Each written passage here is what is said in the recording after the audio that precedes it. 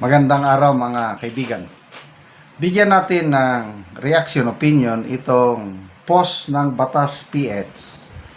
Pahayag ito ni Senior Associate Justice Marvic Leonen na napakaganda ang dating para kay BP Inday Sara. Pabor na pabor sa kanya. Aywan ko, may umiiyak ng senador dyan na gustong-gustong ma-impeach si BP Sara. Okay. So, Vice President is neither decorative nor ornamental.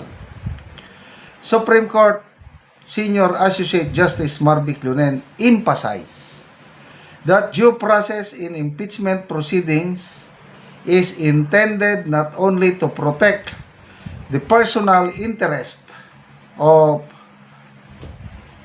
VP of Vice President Sara Duterte, but more importantly, to safeguard the electorate, tayo po, mga DDS, who voted for her and entrusted her with public office. He added that as the country's second highest official, the Vice President is not a mere ornament of government, but a constitutional successor to the President. Ito, yung exact word ng Maestrado. The office of the Vice President is neither decorative nor ornamental. It was deliberately created to ensure continuity in executive leadership, thus extending due process protections in impeachment proceedings that does not merely safeguard the incumbent but also protects the electorate that entrusted the office to them and the right to have a competent and qualified commander-in-chief leading them. The privilege to serve the public is more than just property. Security of tenure is founded on public trust conferred by the electorate, whose right to competent and lawful governance must likewise be protected. Wow! Ang ganda ng pagkasulat. Tayo po, mga bumoto kay BP Sara, nung nagdesisyon ang mga maestrado, isinaalang-alang tayo dahil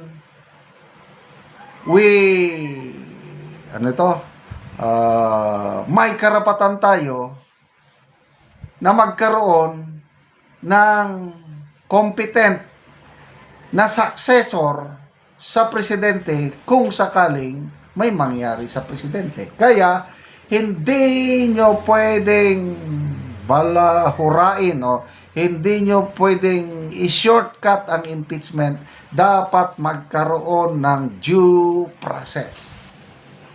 Ang problema sa nangyari last year, hindi nasunod ang due process. Dahil hindi man lang nabigyan ng pagkakataon, si BP Sara hindi siya formally na na-informan ano yung charges against sa kanya. At hindi niya nadepensahan ang sarili niya doon sa Kamara. Kasi ang impeachment, ang lumalabas na prosecutor, ang Committee on Justice. Dapat, sinasabi ng Korte Suprema na idaan nyo sa Committee on Justice. Hindi eh. Anong nangyari? Na-file 3 impeachment complaint. Hindi inaksyonan. Hindi nakarating sa Committee on Justice. Then, yung pang-4, February 5, biglang pinirmahan ng 215 congressman na hindi man lang binasa, inakyat sa Senado. Yan ang sinasabi ng Korte Suprema, shortcut ang ginawa nyo, walang due process, dapat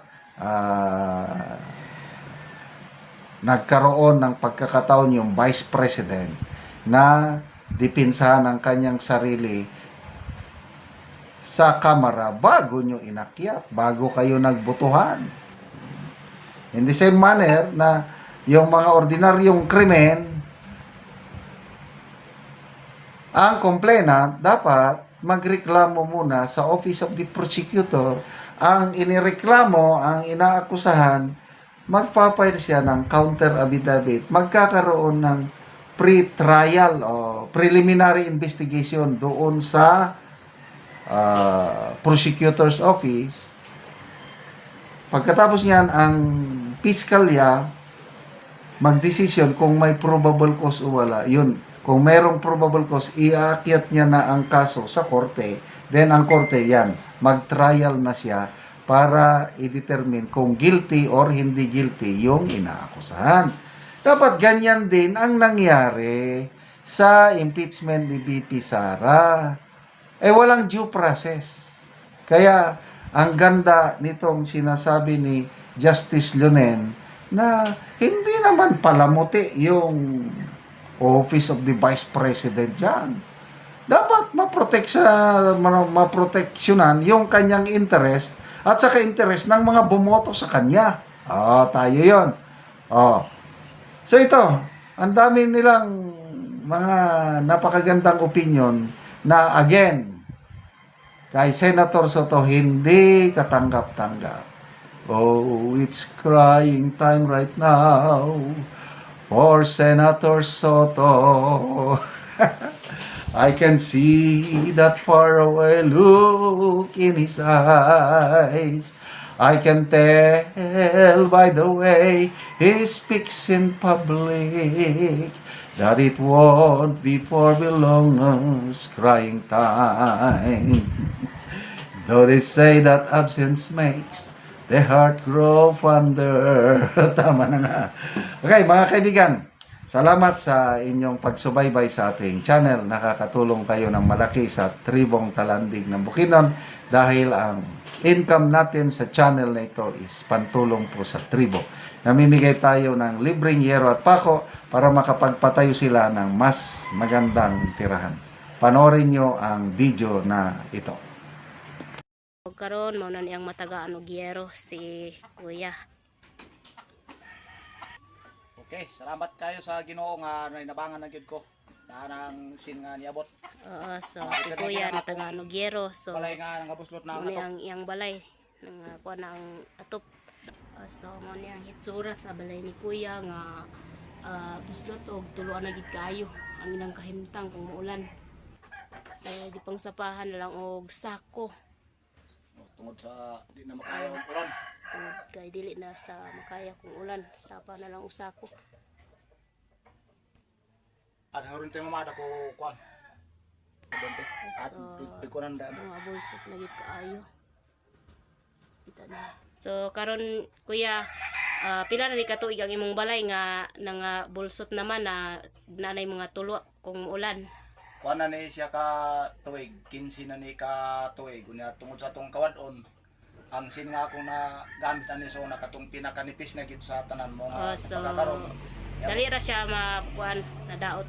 Dali ra gyud kay nipis man. Tungod So sa kanipis kay di man ta makakayo baga gyud nga asin. so pila na imong edad Kuya? Kuan ako karon 41 So na ko. na kay anak.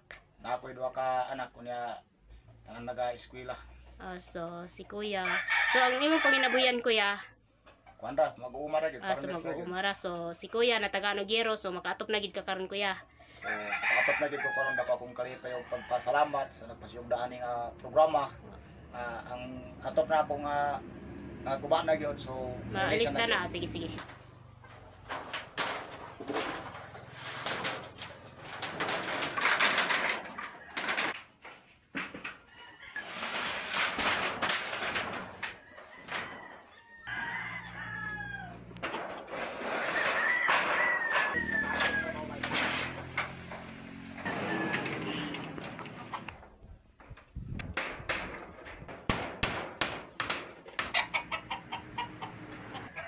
So nahuman na og atop si Kuya sa iyang balay. So dili na gid siya tuluan nindot na kaayo kay nahuman na gid og atop. Daghang salamat sa grasya sa Ginoo nga nakaatop na gyud ko sa akong balay. Manginaot ko nga ang nagpasyog dani nga pinagi ni nga mga hinabang, manginaot ko nga dagang pag dagan pa ang matabangan. sa dili lang diri sa among barangay, sa barangay Tambang kundi Sige. lakip pa sa kinatibukan nga lungsod sa Takag ang ilang mga tabangan. Dagang kayo Sige. salamat. Okay, sige. Salamat po.